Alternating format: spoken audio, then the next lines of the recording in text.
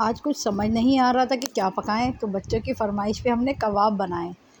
तो झटपट हमने कबाबों का कीमा पीस लिया, उसमें एक बड़े साइज़ की प्याज चॉप कर कर और एक अंडा शामिल कर लिया। 6 से 7 अदद हरी मिर्चें चॉप करके हमने इसमें डाल दी। इन तमाम मसालों को मिक्स करा और कबाब की शेप दे के फ्राई करने के लिए हमने फ्राई पैन में डाल दिए ये कबाब।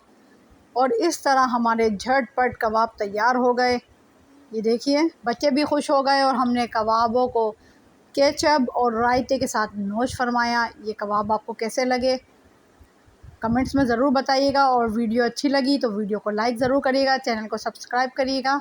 मिलते हैं फिर किसी नेक्स्ट वीडियो में। अल्लाह हाफ़िज़।